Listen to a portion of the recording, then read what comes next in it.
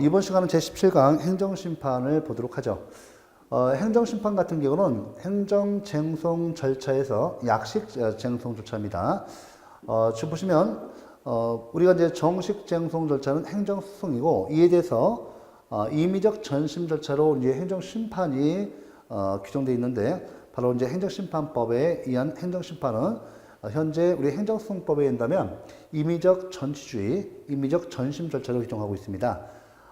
보시면 요 심판기관은 바로 행정심판위원회가 돼요. 자, 그러면 하나씩 보도록 하죠. 먼저 우리가 이제 행정심판 보기 전에 행정쟁송제도를 한번 개괄적으로 보면서 가도록 하겠습니다. 자, 행정쟁송이란 행정상 법률관계에 관한 다툼을 당사자의 청구에 의해서 일정한 국가기관이 심리 판정하는 절차를 말한다. 국민의 권리구제와 행정통제의 기능을 하고 실질적 법치국가의 구현에 핵심적인 역할을 합니다. 자, 개념 보시면 우리 광의 행정쟁송이 있는데, 이것은 행정심판과 행정소송을 말해요. 보통 협의 행정쟁송하면 행정심판 절차만을 의미합니다. 그래서 우리가 광의 행정쟁송 좀 봐볼까요? 행정상의 법률관계에 관한 분쟁이 있는 경우에 이해관계인의 쟁송 제기에 의해 일정한 기관이 쟁송 절차를 거쳐 심판하는 절차를 말한다. 행정심판은 행정심판위원회, 행정소송은 우리 법원이 하죠. 바로 이런 광의 행정쟁송 절차를 봤습니다. 존재 이유. 자, 우리가 행정쟁송, 자, 우리 사실은 우리 영미법계는 이 권리구제 기능을 중시합니다. 이에 대해서 대륙법계는 이렇게 행정통제 기능을 더 중시합니다. 자, 양기능의 관계에서 우리나라 같은 경우는 행정심판은 행정통제 기능에 중점을 두고, 행정소송은 어디예요? 우리 행정심판은 행정통제에 기능에 중점을 두고, 행정소송은 권리구제 기능에 중점을 둡니다. 자, 네 번째, 자, 우리나라의 행정쟁송제도에서 쭉 나오죠. 이것도 앞에서 이미 다 우리나라 행정법의 기본 원리에서 봤던 건데, 자, 기억관, 영미법적인 사법국가 이해, 영미법계는 사법국가죠. 우리나라도 불완전한 사법국가주의인데, 자, 우리 사법국가주의를 취하고 있습니다. 영미법적인 사법국가의 이해에 따라서 행정사건도 일반 법원에서 관장 심판하도록 하면서, 다만 행정상 분쟁의 특수성상 예외적 행정심판 전치주의를 채택하고 행정소송 절차의 민사소송 절차에 대한 특례를 인정하고 있습니다. 예를 들면 제소기관이라든지 심판관할, 직권증거조사, 사정판결 등이죠. 그리고 행정소송법의 개정으로 행정심판 전치주의는 임의적 절차와 임의적 전치주의를 취하고 있고요. 행정소송의 신급도 지금은 지방법원급의 행정법원을 제1심으로 하는 3심제로 바뀌었습니다. 그죠? 이렇게 내용 쭉 보셔야 돼요. 자, 그래서 이것도 같은 경우도 우리 존재 이유에서 양기능의 관계에서 우리나라 같은 경우, 이것도 시험 지문에서 이론적으로 한 번씩 이제 맞는 지문으로 또 틀린 지문으로 나올 수 있습니다. 자, 행정쟁송의 종류를 보면, 자, 이제 쟁송의 목적에 따라서 주관적 쟁송과, 이 주관적 쟁송과, 그 다음에 여기, 그죠? 객관적 쟁송으로 나눠지죠. 자, 주관적 쟁송은 개인이 주관적인 권리 이익이 침해되었음을 이유로 행정처분의 취소 변경을 요구하는 행정쟁송을 말합니다. 여기는 그래서 항고쟁송과 당사자쟁송이 있어요. 그 다음에 객관적 쟁송 보시면, 객관적인 행정법규의 올바른 적용이 보장 또는 공익의 보호를 직접 목적으로 하는 쟁송, 즉 당사자의 권익 침해를 요건으로 하지 않는 쟁송 유형이 있는데, 이것이 바로 객관적 소송이고 민정쟁송과 기관쟁송이에요. 우리 행정소송 유형을 보시면요, 정식 쟁송인 우리 행정소송의 유형을 보면 먼저 맨 처음에 주관적 쟁송과 객관적 쟁송으로 나눌 수 있는데 주관적 쟁송이 원칙입니다. 즉 개인의 권익이 침해되어서 위법한 적용으로 인해서 법률상 이익이 침해된 경우 그 침해된 개인이 법률상 이익, 개인의 권익을 구제해주는 이런 주관적 쟁송이 원칙인데 우리 행정소송은 주관적 쟁송으로서 항고소송과 당사자소송을 규정하고 있습니다.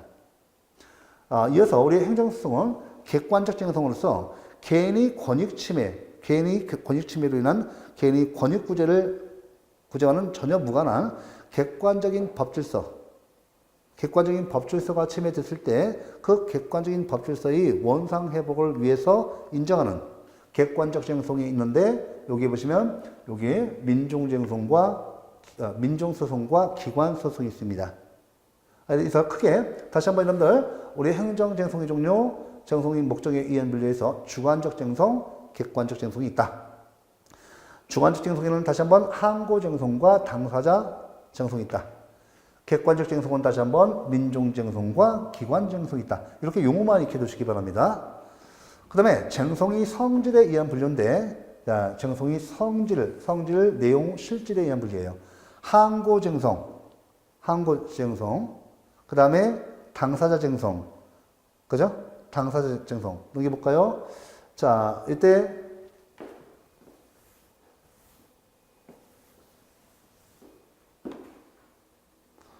여기 심판기관에 의한 잠깐만요.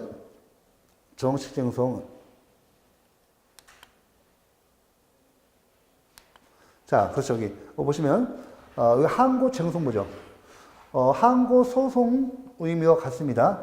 이미 행해진 행정처분이 위법부당을 주장하여 그 시정 취소 변경을 구하는 쟁송을 말합니다.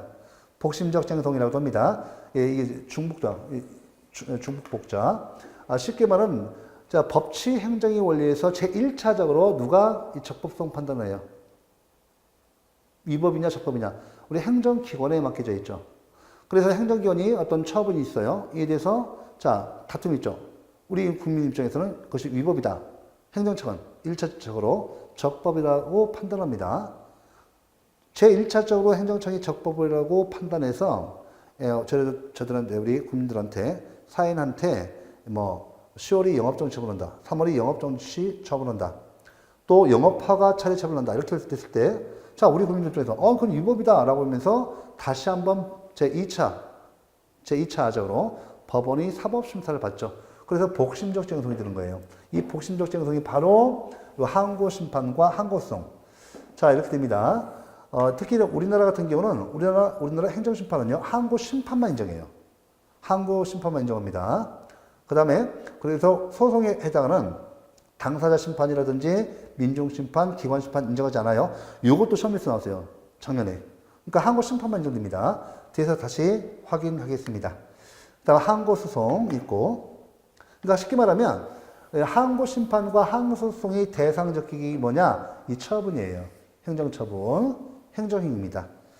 그 다음에 당사자 쟁송 보시면 실질적 당사자 쟁송. 이거죠. 요게 이제 보통 일반적인 당사자 쟁송입니다. 상호 대립하는 대등한 당사자 간의 공법 관계에서 발생한 권리 의무에 관한 쟁송. 시심적 쟁송이라고 합니다. 시심적 쟁송에 해당되고. 여기 보시면 손실보상 청구라든지 청구소송, 봉급청구소송, 연금청구소송 등이 있죠. 여러분 형식적 당사자 쟁송인데 이건 또 시험에서 우리가 뒤에서 소송에서도 중요합니다. 실질은 항고소송인데 그 형식만 당사자 쟁송으로 해놓고 있습니다. 행정쟁송의 편의를 위해서 실질은 항고소송인데 그 형식만 당사자 소송 유형, 당사자 쟁송을 한 것이죠. 이 내용이 그대로 나와 있습니다. 그죠? 여기 보시면 요거 꼭 알아두셔야 돼요. 토지 수용 재결. 이게 재결이 처분이거든요. 토지 수용 재결로 결정된 보상액의 증감 청구 소송보다 이건 단답식으로 해놓으시면 당사자성을 고르셔야 돼요. 형식적 당사자성 이렇게 법조문 해놓고 고르기. 당사자성, 형식적 당사자성이 답이었습니다. 도지 수용 재결, 이거 처분이죠. 그러니까 이 처분으로 결정된 보상액이 증감 청구권, 청구소송, 요것만큼은 행정쟁송의 편의를 위해서 이렇게 형식적으로나마 당사자 소송으로 해놓고 있다. 쭉 갑니다. 자, 이어서 쟁송 주체는 분류인데, 자, 민중쟁송, 기관쟁송. 우리 이제 소송에서는 객관적 쟁송으로서 민중소송과 기관소송으로 구분됩니다. 자, 민중쟁송에서 행정법규의 적정한 적용을 확보하기 위해서 일반 민중 또는 선거인 등의 제소권이 부여되는 쟁송, 선거소청, 선거소송, 당사자성이죠. 자, 여러분들, 우리 선거를 예를 들면 공직선거법에 의해서 기울어지고 있는데, 자, 우리 그 국회의원 입후보자 갑을병이 있습니다. 이때 갑이 불법 금품 선거를 저질렀어요. 위법한 선거 행위를 했죠. 이때 선거법 질서, 객관적인 선거법 질서를 침해했습니다.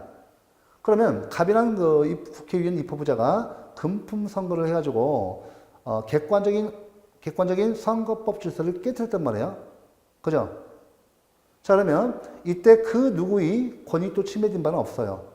하지만 헌법상의 우리 선거법 질서, 객관적인 선거법 질서를 침해했죠. 자, 이 침해를 갖다 침해하죠. 그러면 이에 대해서 적정한 선거법 적용을 통해서 객관적인 선거법 질서의 회복을 그 목적으로 하죠.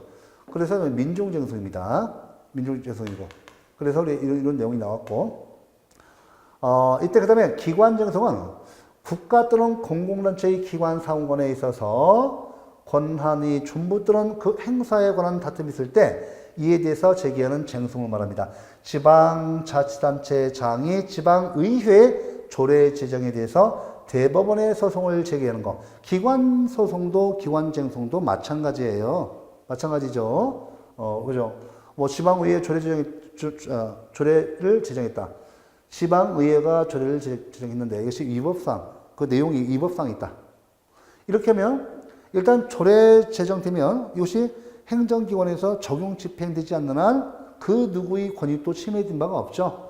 그러니까 일반적이고 추상적인 이 법령 자체를 대상으로 해서 이렇게 지방자치단체장이 지방의회의 조례 제정에 대해서 이렇게 대법원에 소를 제기하는 거. 그러니까 쉽게 말하면 기관소송, 기관쟁송은 행정기관 간 권한다툼을 법적으로 해결해 주기 위한 절차로서 기준된 겁니다. 어렵지 않아요. 그래서 이 두 가지 해놓으시고, 자, 쟁송 단계에 의한 분류에서 시심적 쟁송 보세요. 자, 이죠? 행정상 법률관계의 형성, 존부에 관한 제1차적인 행정작용 자체가 쟁송 형식을 거쳐 행해지는 경우의 쟁송, 당사자 쟁송이죠. 이게 무슨 말이에요? 국가와 내가 공법상 계약을 체결했어요. 자, 그런데 저는요, 공법상 계약이 유의를 주장하고 국가는 공법상 계약이 무의를 주장합니다. 그럼 우리가 당사자성 가죠? 공법상 계약이 유의하면 공법상인 권리 의무가 발생합니다. 맞죠? 무의면요. 공법상 권리 의무가 발생하지 않는 거죠. 그러니까 행정상 법률관계의 발생, 변경, 소멸, 형성, 존부에 대해서 제1차적인 행정작용 그 자체가 쟁송 형식을 거쳐 행해진 거죠. 공법상 계약이 유의냐 무의냐 이런 것 뜻이에요. 맞죠? 유의면 그죠? 공법상 공권이 발생하는 거, 공권과 공의무가 발생하는 거죠. 무의면 아니고요. 발생하지 않고 있고 없고 이런 문제가 됩니다. 그래서 이 내용을 보시고 복심적 쟁송, 그 대표적인 거 당사자 쟁송이죠. 앞에서 봤습니다. 복심적 쟁송, 이미 행해진 행정작용의 위법 부당을 주장해요. 누가? 우리 국민들이. 행정기관이 법치 행정의 원리에 따라서 제1차적으로 적법성 판단을 해요. 적법이냐 위법이냐. 이거 갑이 이 행위는 영업허가 위반 사항이야 라고 제1차적으로 판단하죠. 이걸 다시 법원에 의해서 두 번째로 다시 심사를 받아보는 겁니다. 복심적 쟁송. 됐죠? 예, 항고 쟁송입니다. 요 두 가지는 좀 알아두셔야 돼요. 시심적 쟁송이 2에 당사자 쟁송, 복심적 쟁송, 항고 쟁송. 자, 이어서 쟁송 절차의 분류, 정식 쟁송. 우리가 행정소송에 의해 해당되고, 약식 쟁송은 행정심판이 해당됩니다. 심판기관에 의한 분류. 행정심판 누가 해요? 행정심판위원회가 하죠. 행정소송은 법원이 합니다. 간단히. 행정기관이, 법원이. 자, 행정심판과 행정소송의 비교죠. 여러분들 이거 한번 요거 공통점이죠. 예, 이렇게 쭉 있는데 내용이 많아요.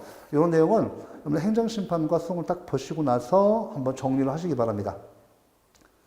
자, 차이점 이게 나오죠. 차이점도 한번 여러분 보시는데, 크게 이제 이거 보시면 차이점만 보도록 하죠. 법이 틀리죠. 일반법인 행정심판법, 소송법. 그 다음에 심판기관, 우리 행정심판은 행정심판위원회라는 행정청이, 행정소송은 우리 사법기관인 법원이. 그 다음에 여기 행정심판은 약식쟁송이고 행정통제적 성격이 강합니다. 그 다음에 행정소송은 행정구제적 성격이 강하죠. 종류. 자, 행정심판은 취소 심판, 무이동 확인 심판, 의무 이행 심판. 자, 행정심판의 종류 다시 한번 뒤에서 보겠지만, 자, 여러분들 앞에서 우리 행정행위 하자를 배우셨죠. 행정행위 하자는 그 유효 요건 관계에 대해서 그 하자가 중대하고 명백한 하자이면 뭐가 되죠? 그렇죠. 무효인 행정행위. 중대하거나 명백한 하자는 뭐가 되죠? 취소할 수 있는 행정행위가 됩니다. 맞죠? 그 다음에 행정행위 성립 요건과 관계에 대해서 행정행위 뭐가 있어요? 존재, 부존재. 그 다음에 행정행위 뭐 있어요? 유효, 실효. 맞죠? 그렇게 해서, 보시면, 취소할 수 있는 행정행위를 대상으로 무효 등 확인심판에서 무효는 무효 확인심판 등에는 행정행위 유효,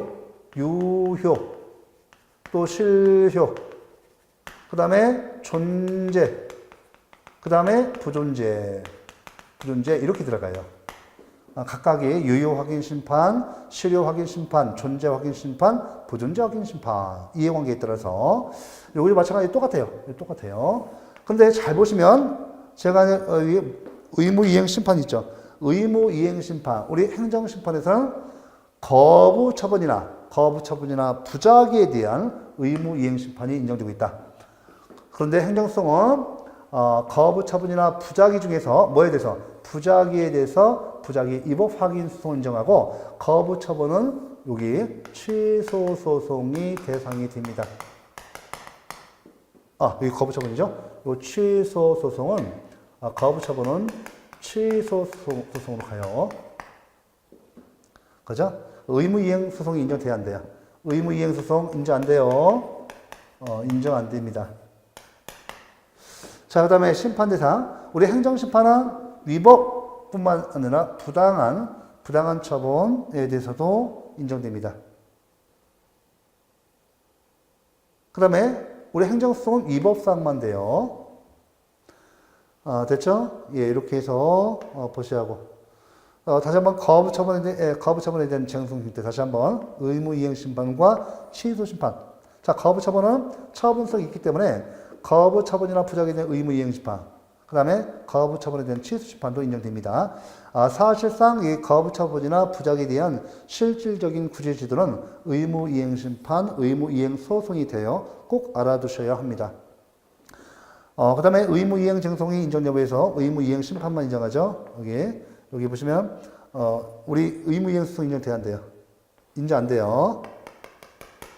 그 다음에 부작위에 대한 그 쟁송 형태 의무 이행 심판, 부작위 위법 확인 소송이죠. 적극적 변경인데 우리 취소 소송에서 취소 변경에서 이 변경은요 소극적 변경만 인정돼요. 우리 취소 심판에서 취소 변경에서 변경은 적극적 변경도 가능합니다. 하지만 우리 소송에서는 권력 분립, 상권 분립에 의해서 적극적 변경은 인정되지 않습니다. 자, 이렇게 간단히 한번 봐봤어요. 이거 나중에 행정심판과 소송을 통해서 공부하시고 한번 정리해 놓으시기 바랍니다. 특히 여러분들 공부하실 때 제가 늘 부탁드리지만 이렇게 도표를 너무 좋아하시면 안 돼요.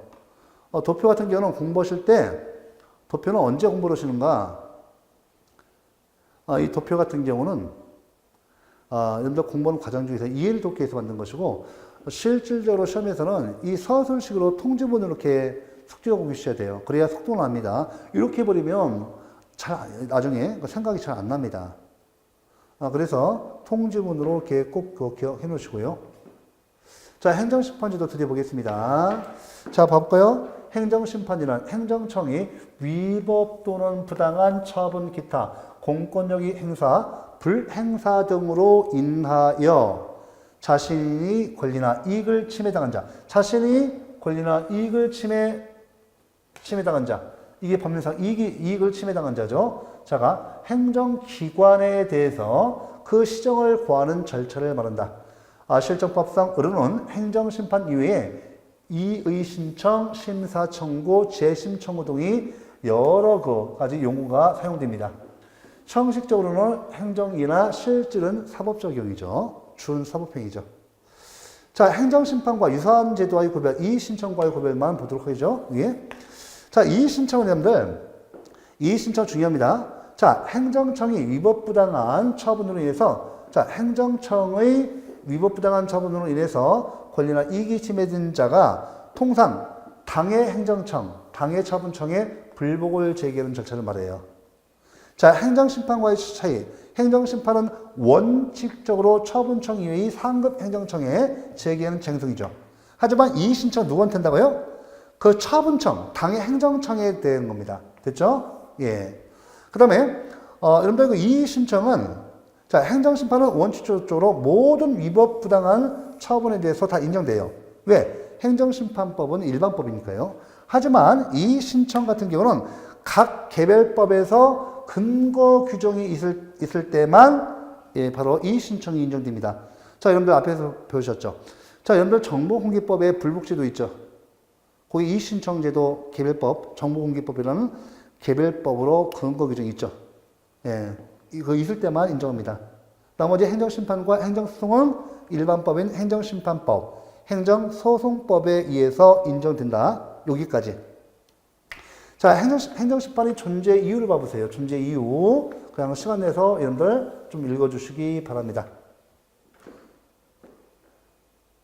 자, 행정심판의 종류 다시 한번. 취소심판, 무효동 확인심판, 의무이행심판이죠. 자, 취소심판은 취소할 수 있는 행정행위를 대상으로 하죠. 자, 이게 형성적 쟁송이고, 형성적 쟁송. 행정상 법률관계의 발생, 변경, 소멸을 일으키는 이런 쟁송 유형. 형성적 쟁송이라고. 자, 여기는 처분 취소 재결과 처분 변경 명령 재결이 있습니다.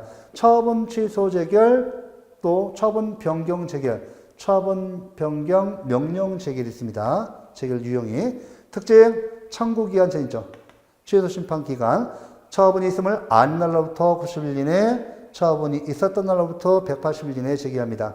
그러니까 집행정지 결정이 인정되고, 그 다음에 사정 재결 규정이 적용됩니다. 자, 무효동 확인심판, 처분의 효력 유무, 그죠? 유효, 무효, 실효, 존재, 분조의 여부에 대한 확인을 권하는 심판이에요. 준형성적 쟁송이라는 것이, 형식은 확인이죠. 형식은 확인 형식이지만 실질적으로 형성적 쟁송이에요. 그래서 준형성적 쟁송. 자, 그 다음에 요도 말씀드렸어요. 이거 다시 한번 확인. 자, 무효동 확인심판은요, 무효 확인심판 같은 경우, 예를 들어볼게요. 그 하자가 너무나 중대하고 명백하죠. 또 행정행위가 존재하지 않아요. 부존재하죠. 이런 경우에 청구기한의 제한이 없고요. 다만 집행정지 결정은 인정됩니다. 사정재결 적용되지 않아요. 그 다음에 의무이행심판 중요하죠. 의무이행심판은 언제 인정돼요? 자, 거부처분 또는 부작위에 대해서 소극적인 처분. 부작위는 처분이 없는 것이에요. 여기에, 자, 에 대해서 일정한 처분을 하도록 하는 심판. 이행쟁송. 자, 처분 재결과 처분 명령 재결이 있어요.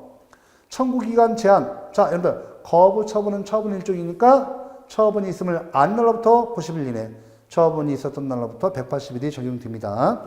그 다음에 집행정지 결정은, 자, 적용이 없겠죠. 사정재결 규정 적용. 그러니까 여러분들 요거 특징이 있잖아요. 요거는 평소의 법조문을 통해서 또 여러 번 서술식으로도 꼭 익혀두시기 바랍니다. 중요합니다. 잘 나와요. 집행정지 결정. 이 두 가지 좀 되죠. 거부처분이나 부작위는 처분이 없는 거잖아요. 그러니까 집행정지 결정 인정 안 돼요. 청구기간 제한, 거부처분이 있어요. 부작위는 처분이 없는 거니까 청구기간 제한이 없습니다. 자, 행정심판 대상 쭉쭉 합니다. 이렇게 좀 개론적으로 기초적인 개념이니까 이 정도 오면 사실 60점, 70점 나옵니다. 여러분들 지금 기초이론 강의만 해도 60점, 70점 나와요. 이거 사실 그 행정법 이거 뭐 중심적 개념뿐만 아니라 가장 기본적인 거 70점 구간 좀 강의를 하고 있습니다. 자, 행정심판의 대상, 행정심판 대상 사항의 개괄주의. 자, 행정심판 대상 사항의 개괄주의란 행정심판을 제기할 수 있는 사항을 한정하지 않는 것이에요. 개괄, 포괄적으로 열어서 인정한다는 것이죠.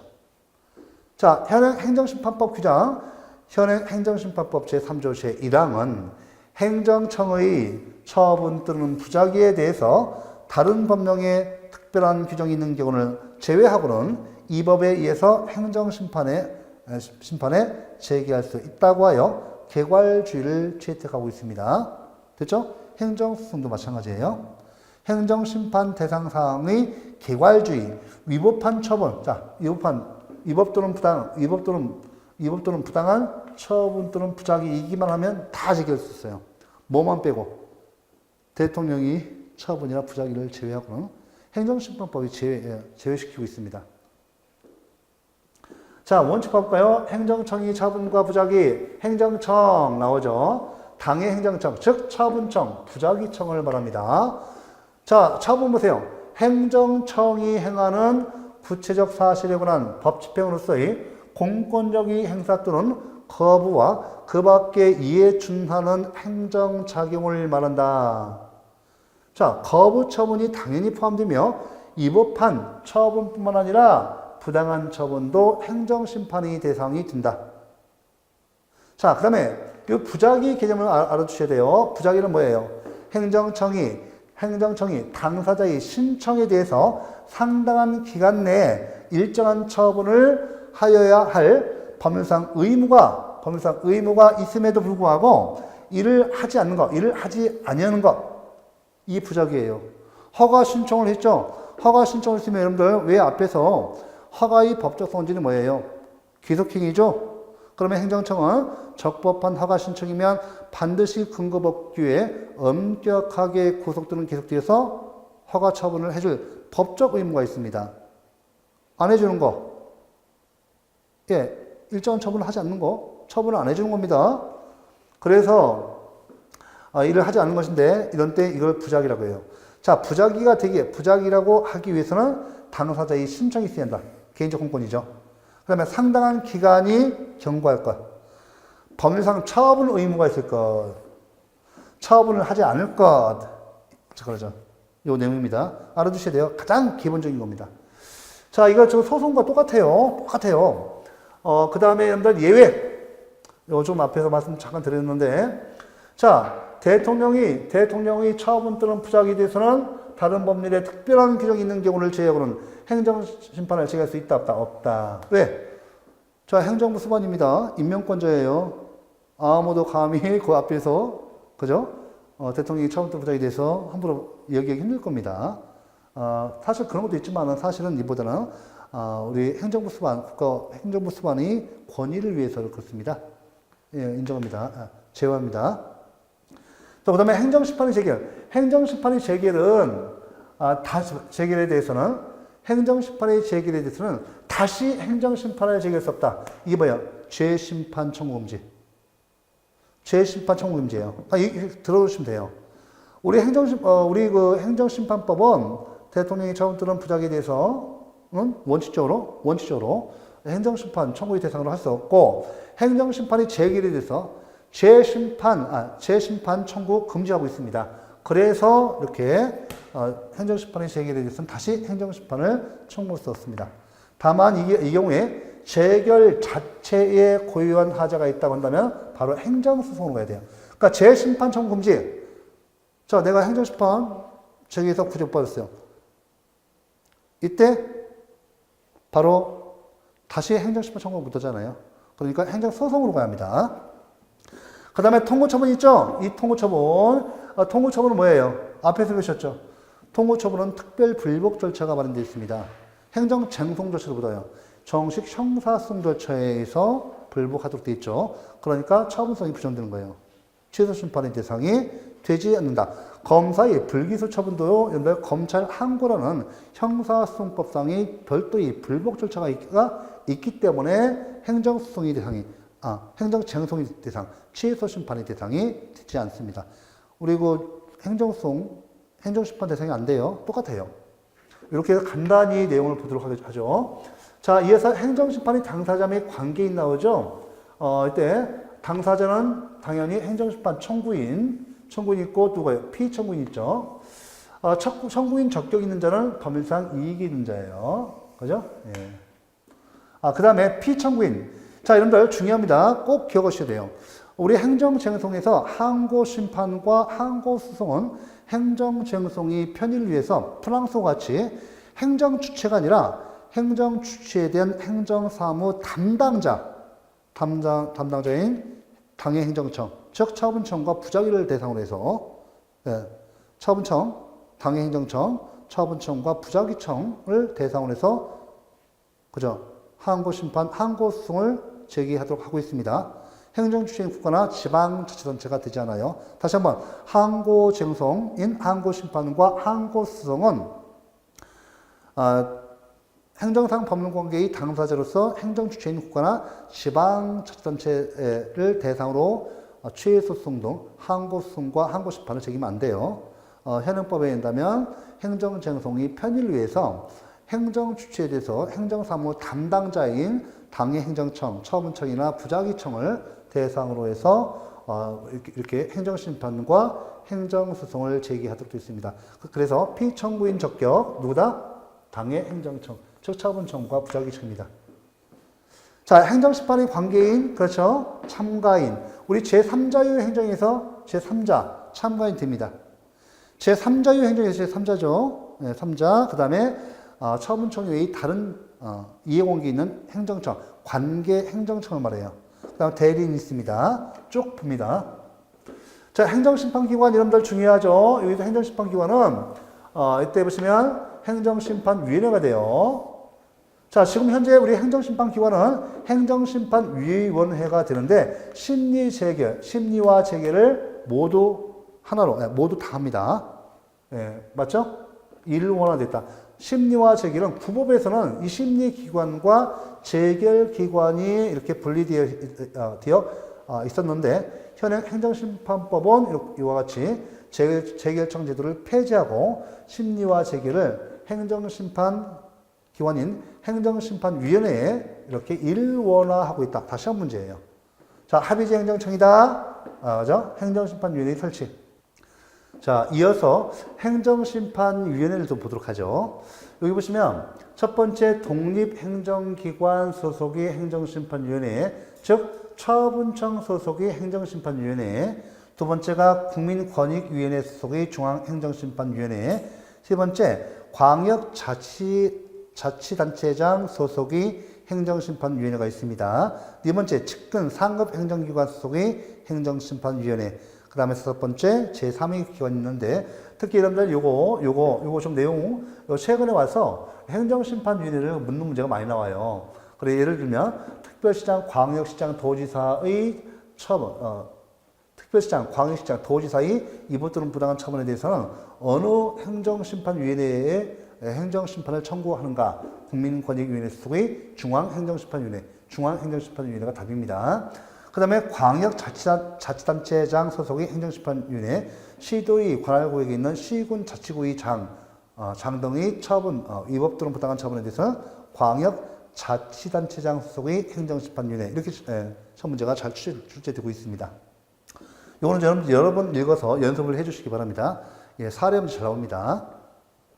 자, 구성회의 보시면 이제 각급 행정심판위원회가 있는데 이때 중앙행정심판위원회가 중요해요. 설치는 국민권익위원회의 소속하에 설치하고, 자, 이때 위원장은 누구예요? 국민권익위원회 부위원장 중 1명이 됩니다. 그 다음에 위원장 1인을 포함한 70인 이내의 위원이 있고 위원 중 상임위원은 몇 인이죠? 4인 이내로 옵니다. 해놓고 임기 3년이고 1차에 하나 연임 가능하고요. 이런 내용 등을 꼭 해놓으시기 바랍니다. 숙지해 놓으시고요. 자, 그래서 위원장의 지적 기피 회피 제도가 인정되고 있습니다. 쭉 읽어주시고. 자, 권한 및 의무에서 다시 한번 요거만 권한 의무 보시고 권한은 특히 요거 여러분들 제척 기피 있잖아요. 제척 기피. 여러분들 제척 기피 회피 같은 경우는 그죠? 여기 보시면 행정심판위원회에 대한 위원에 대한 제척 기피 결정권. 자, 이것은 요거는 같이 내용 묶어야 합니다. 다시 한번 이 점이 이제 이거 여기에 해당되는 거예요. 행정심판위원회에 대한 제척 기피 결정권은 위원장의 권한이지 위원회의 권한이 아닙니다. 법조문과 관련돼서 아주 잘 나와요. 자, 이어서 넘어갑니다. 행정심판의 청구. 자, 서면주의 문서에 합니다. 서면주의. 심판 청구서에 해야죠. 심판 청구의 제출 절차하면 위원회 또는 피청구인인 당의 행정청에 제출해야 합니다. 이렇게 이제 선택주의 입장이고, 즉 행정심판위원회에 직접 올 수도 있고 이부 또는 부당한 처분을 행한 당의 행정청에 이렇게 할 수 있도록 선택주의로 규정되어 있다는 거, 자, 꼭 아시고요. 즉 선택적으로 총 권한입니다. 자, 처분청의 처리, 청구 내용의 인용 또는 위원회에 또 송부입니다.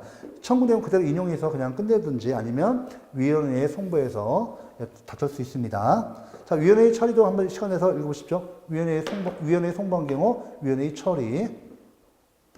자, 청구 기간의 적용 여부. 자, 다시 한번 취소 심판 청구 기간은 취소 심판과 거부 처분에 대한 의무 이행 심판에만 적용됩니다. 무이동 확인 심판과 부작이 되는 의무 이행 심판에는 적용되지 않죠. 앞에서 보셨습니다. 다시 한번 연습. 이렇게 서술식으로 이렇게 통지문으로 익혀 두셔야만이 시험 볼 때 이렇게 속도가 납니다. 심판 청구 기간. 자, 보시면 여기 알게 된 날부터 며칠? 90일 이내. 자, 이때 알게 된 날부터 90일 이내. 또 처분이 있었던 날부터 180일이고요. 자, 알게 된 날. 이 알게 된 날은 현실적으로 안날이지 추상적으로 안날이 아닙니다. 현실적으로 안날을 의미해요. 이렇게 간단히 보시기 바랍니다. 이어서 자, 이 90일에 대한 예외가 있고 180일에 대한 예외가 있어요. 여러분들 꼭 아실 것이 90일의 예외 기간은 모두 불변기간이에요. 하지만 180일과 관련된 건 불변기간 아닙니다. 시험에 잘 나와요. 요 내용. 그래, 우리가 90일에 대한 예외 기간 며칠 있어요? 여기 국내는 14일, 국외는 30일. 꼭 아셔야 돼요. 이거 우리가 이제 이렇게 해서 가로놓기 잘 나옵니다. 그 다음에 제3자유 행정위와 심판 청구 기간은 여러분들 우리가 제3자유 행정행위와 관련해서 다 공부했던 거니까 여러분들이 이거 한번 다시 읽어주시기 바랍니다. 자, 그 다음에 오고지, 불고지인데, 불고지죠? 오고지는 잘못 알린 거예요. 심판 청구 기간이 90일과 180일인데, 이보다 더 긴 기간. 알린 경우, 오고지, 그 긴 기간으로 잘못 알린 기간 내에 심판 청구를 하게 되면, 심판 청구 기간 내에 청구가 있는 것으로 인정합니다. 불고지는 아예 하지 않은 거죠. 자, 여러분들, 특히 여기 불고지 있고, 자, 불고지의 경우에, 자, 행정청이 심판 청구 기간을 알리지 아니한 때는 상대방의 처분이 있었음을 알았더라도 당의 처분이 있은 날로부터 며칠? 180일 이내. 90일이 아닙니다. 이게 90일 아니에요. 이게 잘 나와요. 틀려요. 180일 이내에 심판 청구를 다시 할 수 있다. 이 법조문 잘 나옵니다. 그 다음에 특별법상의 심판 청구 기간은 여러분들 읽어주시고. 그 다음에 심판 청구의 변경 취하가 있죠? 예, 변경 취하 제도가 인정됩니다. 특히 변경, 취하는 우리 소송상, 쟁송상 용어는 취소라고 안 씁니다. 행정행위 취소와 혼동될 염려가 있어서 취하라고 해요. 내용을 좀 읽어주시기 바랍니다. 그 다음 심판 청구의 효과, 그죠? 예, 심리 제기를 해야죠. 자, 처분에 대한 효과. 자, 이제 심판 청구면 이때 집행 부정지가 원칙이에요. 집행 부정지가 원칙입니다. 예외적으로 집행 정지를 신청할 수 있습니다. 네, 집행 부정지가 원칙입니다. 그 다음에 또 가구제도에서 임시처분제도. 이때 임시처분제도는 이 집행 부정지에 대해서 보충적인 수단이에요. 그러니까 집행 정지가 인정되는 경우는 임시처분을 할 수 없습니다. 그래서 임시처분은 거부처분 등 소극적인 행정행위에 인정되는 거예요. 이렇게 해서 한번 집행부정지, 임시처분제도 받으시고, 그 다음에 행정심판이 심리 나오죠? 자, 사건의 심리. 자, 심리가 나오는데, 심리란 것은 재결의 기초가 될 사실관계 및 법률관계를 명확히 하기 위해서 당사자 및 관계인의 주장과 반박을 듣고 증거 기타의 자료를 수집 조사하는 일련의 절차를 말합니다. 자, 심리 내용의 범위. 자, 심리, 이 내용. 요건 심리가 있죠. 이건 심판 청구 요건에 관한 심리예요. 자, 이 심판 청구 요건이, 자, 결여되면 부적법 각하 제기를 합니다. 그 다음에 본안 심리는, 자, 이때 본안 심리는 청구의 당보, 청구의 이유가 있는가 여부를 따지는 거예요. 청구의 당보에 대해서 실질적으로, 내용적으로 심사하는 겁니다. 자, 그래서 심리 결과 청구가 이유가 있으면 인용 재개를, 이유가 없으면 뭐죠? 기각 재개를. 또 그다음에 청구 이유가 있어 인용하여야 하나 공공복리에 크게 이배될 염려가 있는 경우에는 사정 재개를 합니다. 사정에 의해서 기각합니다. 사정 재개. 그러니까 우리가 본안 심리는 청구 인용 재결, 청구 기각 재결, 사정 재결이 있어요. 이렇게 알아두셔야 합니다. 자, 심리 범위. 자, 우리 행정심판의 심리 범위, 불고불리 원칙과 불이익변경금지 원칙이 적용됩니다. 자, 불고불리는 고하지 아니한 것은 심리하지 마라. 즉, 심판 청구의 대상상으로 하는 사항과 그 범위 내에서만 심리해야지, 심판 청구의 대상과 그 범위 외의 사항을 심리해서는 안 된다는 원칙이고, 또 불이익변경금지 원칙, 이게 무슨 말이에요? 자, 3월이 영업정지 처분을 당해서 억울해서 취소 심판을 제기했더니 영업 허가 철회 처분을 한다. 이렇게 되면 아무도 감히 행정심판을 청구할 수 없겠죠. 그래서 불고불리 원칙과 불이익변경금지 원칙이 적용이 있습니다. 그 다음에 법률 문제, 위법 문제, 부당 문제, 그죠? 사실 문제까지 심리 범위에 포함됩니다. 그 다음에 심리 절차 기본 원칙 보시면 대심주의. 자, 우리 바로 행정심판 위원회를 기점으로 해서 청구인과 피청구인이, 그죠? 공격과 방어를 통해서 이끌어오는 대심주의. 그다음 직권심리주의.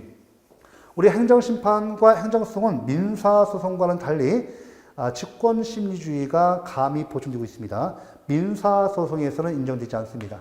그 다음에 구술심리주의 또는 서면심리주의. 자, 우리 행정소송과 달리 구술심리주의 또는 서면심리가 모두 인정됩니다. 구술심리뿐만 아니라 서면심리도 인정되고 있다. 또 비공개주의가 채택되어 있습니다. 우리 행정소송은 구도변론주의, 서면심리 안 해요. 그 다음에 공개주의예요. 그죠? 대심주의, 직권심리주의는 똑같습니다. 이 디귿번, 1번이 틀려요. 또 그 다음에 동그라미 2번 심리병합과 분리가 행정소송과 마찬가지로 심리병합과 분리가 인정되고 있다. 자, 이렇게 보고 이어서 이제 우리가 심리를 다 봤고요. 이어서 행정심판이 재개를 보도록 하죠. 우리가 이제 그 행정심판의 심리는 이 재개를 위한 기초 자료를 수집하는 과정이죠. 이어서 이제 우리가 심리하고 나서 이제 재개를 하게 됩니다. 재개의 의미 성질 보시면 재개 같은 경우, 자, 심판 청구 사건에 대한 심리 결과에 따라서 최종적인 법적 판단을 하는 행위를 말합니다. 자, 행정심판위원회의 종국적 판단인 의사표시입니다. 자, 재결의 성질을 보시면 준법률 행위적 행정 중에서 확인이죠. 준사법적 행위고 기속행위입니다. 준사법적 행위니까 우리가 뭐니까 여기 확인이죠. 확인은 우리가 보통 불가변력이 발생한다라고 하죠. 요 내용이고. 자, 재결의 형식 보세요. 형식 서면주의, 다 문서로입니다. 형식주의죠. 그 다음에 여기 보시면 이제 여기 보시면 재결서의 이유. 자, 주문 내용이 정당하다는 것을 인정할 수 있는 정도의 판단을 표시하여야 합니다. 맞죠, 여기? 그리고 그 다음에 요건 내용 한번 보시고 법조문 문제입니다. 그다음에 재결 기간은 여러분들 원칙적으로 며칠입니까? 그죠? 심판 청구서를 받은 날부터 60일 이내에 하여야 하되 부득이한 사정이 있는 때는 위원장이 직권으로 며칠 연장할 수 있죠? 30일. 그래서 재결 기간은 최장적으로 며칠 이내에 하여야 하는가? 90일이 답이었어요. 이렇게 나옵니다. 그 다음에 재결의 범위는 이게 불고불리 원칙, 불이익변경 금지 원칙이 나오죠. 사실은 앞에서 심리 범위에서 배우셨죠? 이게 불고불리 원칙과 불이익변경 금지 원칙은 이 재결에 규정되어 있습니다. 하지만 심리는 재결이, 그죠? 재결과 불가분의 관계고 또 심리는 재결을 위한 기초 자료 수집 과정이므로 이 재결의 원칙이 바로 심리 원칙이 된다는 것이 일반적 개념입니다. 그래서 앞에서 소개해 드렸고, 자, 재결사의 송달인데, 송달에서 특히 이게 정본이냐, 그죠? 정본이냐, 등본이냐, 그죠? 여기, 그죠? 여기 등본이냐, 이거 주의하셔야 돼요. 이 법조 문제입니다. 한번 읽어보시고. 자, 재결의 종류, 요건 재결, 요건 심리가 끝나면 와야 돼요. 자, 이때 심판 청구서 요건 심리 결과 부적법하다 판단되면 부적법 각하 재결이죠. 각하 재결 또는 요건 재결이죠. 그 다음 본안 재결, 청구의 타당 여부 판단. 기각 재결은 우리 아까 심리에서 보셨죠? 청구 기각 사유가 있으면 어떻게 돼요? 기각 재결을. 자, 청구 이유가 없다 하면 기각 재결을. 그죠? 그 다음에 사정 재결은, 자, 우리 앞에서 봤죠? 심판 청구가 이유가 있다고 인정하는 경우에도 이를 인용한 것이 현저히 공공문의에 적합하지 아니하다고 인정하는 때에는 그 심판 청구를 기각하는 재결을 말한다. 그래서 사정 재결은 기각 재결의 일종입니다. 그 다음에 인용 재결 있죠? 청구 이유가 있다라고 하면 인용 재결. 청구 이유가 없다면 다시 한번 청구 이유가 없다. 본안 심리를 결과 본안 판단을 했더니 청구 이유가 없다. 청구 기각 재결. 청구 이유가 있다면 청구 인용 재결. 맞죠? 그 다음에 사정 재결은 청구 이유가 있는 경우라도 청구 인용을 하게 되면 공공복지를 크게 위배할 염려가 있는 경우 이때 기각 재결합니다. 이때 기각 재결하는 것을 사정 재결이라고 합니다. 이렇게 보고 인용 재결 뭐가 있어요? 청구 이유가 있다. 취소 변경 재결, 그죠? 있고 무효동 확인 재결, 의무 이행 재결이 있죠. 이 법조문 요 내용을 쭉 한번 여러분 읽어주시기 바랍니다.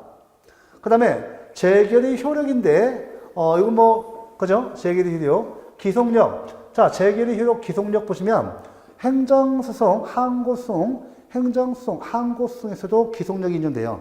그러니까 재결의 효력 또는 판결의 효력, 취소 재결의 효력, 취소 판결의 효력, 기속력이 인정되고 있는데 이 기속력은 민사소송에서는 인정되지 아니하는 행정쟁송에서 행정심판과 행정소송의 특이한 효력이에요. 봐볼까요? 기속력이란 피청구인인 행정청과 그 밖의 관계행정청이 재결의 취지에 따르도록 구속하는 효력을 말한다. 그러니까 기속력은 누구와 누구를 구속한다? 피청구인인 당해행정청과 그 밖의 관계행정청을 구속하는 효력입니다. 이렇게 봐야 돼요. 쭉 읽어주셔야 돼요. 기속력이 인정되는 것은 인용재결에만 인정된다. 기속력의 범위, 주관적 범위 보셨죠? 똑같아요. 피청구인 행정청과 그 밖의 관계행정청이에요. 객관적 범위. 자, 재결의 주문 및 그 전제가 된 요건 사실의 인정과 효력이 판단에만 미치고 이와 직접 관계가 없는 다른 처분에 대해서는 미치지 아니한다. 이거 처음 자주 나와요. 그래서 이 정도만 하셔도 한 70점 나옵니다. 자, 넣으시고 기속력의 내용 반복금지 의무. 그 다음에 여기 기억번이죠. 니은번 재처분 의무. 반복금지 의무, 재처분 의무. 근데 그 재처분 의무는 이거는 거부처분이나 부작위에 대해서 인정돼요. 재처분 의무. 거부처분이나 부작위에 대해서 인정되는 거죠. 요거는 무효와 취소에 인정되는 거고. 적극적인 처분, 영업적인 처분이다. 막 이것이 무효다, 취소다. 적극적인 처분을 전제로 하는 거고, 이 재처분 의무는 거부처분이나 부작위에 대해서 인정하는 거예요. 자, 그래서 우리 내용을 쭉 한번 읽어주셔야 돼요. 그 다음에 결과 제거 의무까지도 있습니다. 그래서 여러분들 특히 재처분 의무에서 처분 명령 재결인 경우, 그죠? 여기 A번 또 일단 시정명령 직접 처분에 대해서도 한번 내용을 읽어주시기 바랍니다. 지금은 이제 우리가 기초 강의니까 쭉 가요. 두 번째 형성력이 나와요. 보시면 형성력이란 재결의 내용에 따라서 법률관계의 발생, 변경, 소멸을 가져오는 효력을 말합니다. 자, 취소, 변경 지결이 있으면 원처분의 효력이 처분 시에 소급하여 소멸, 변경하는 것은 어떤 효과다? 형성력의 효과다. 바로 시험 지문이에요. 단답식 나올 수 있고 박스로 나올 수 있습니다. 자, 대세적 효력. 자, 우리 재결의 대세적 효력이 인정되는데 이 재결의 형성력은 자, 이때 당사자인 청구인과 피청구인 이외에 제3자유 행정에서 제3자유 행정에서 제3자에게도 미칩니다. 그래서 형성력이 제3자유를 대세적 효력이라고 합니다. 이거 시험 잘 나와요. 재결의 대세적 효력은 재결의 효력 중에서 형성력에 의해서 인정됩니다. 이렇게 해놓고 자, 이렇게 여기까지 보셨고 가장 중요한 거 기속력과 형성력만 봤습니다. 나머지 불가정력도 있고 불가변력도 있어요. 또 자력집행력과 그 다음에 행정처제력이 있지만 가장 중요한 거 두 가지만 보겠습니다. 자, 재결에 대한 불복. 자, 재심판 청구 금지되죠? 앞에서 했습니다. 자, 재결에 대한 행정소송, 재심판 청구. 자, 재결에 대한 불복인데 재심판 청구 금지니까 소송으로 가야 돼요. 자, 이때요. 행정소송법은 원처분주의를 채택하고 있습니다. 원처분주의 채택하고 있으므로 원칙적으로 재결을 대상으로 행정소송을 제기할 수 없고 예외적으로 재결 자체에 고유한 위법이 있는 경우만 재결을 갖다가 행정소송의 대상으로 할 수 있습니다. 소송에 또 합니다. 자, 본 강의에서 좀 자세히 보도록 하겠습니다. 그러니까 A 처분에 대해서 취소 심판 제기해져 있어요. 그랬더니 청구 기각 제기를 났네. 그러면 여러분들 청구 기각 제기를 대상으로 해서 원칙적으로 행정소송 제기하면 안 돼요. 원처분 A 처분을 대상으로 해서 행정소송, 취소소송을 제기해야 합니다. 그 얘기고 우리 행정심판법 불복고지제도가 규정되어 있습니다. 이거는 여러분들이 시간 내서 읽어주셔도 됩니다. 이렇게 해서 이상으로 이렇게 한번 쭉 내용까지 다 봐봤어요. 봐봐서 이번 시간 이제 행정심판 좀 시간이 좀 길었지만은 이 정도 하셔야 합니다. 이번 시간 수고 많으셨습니다.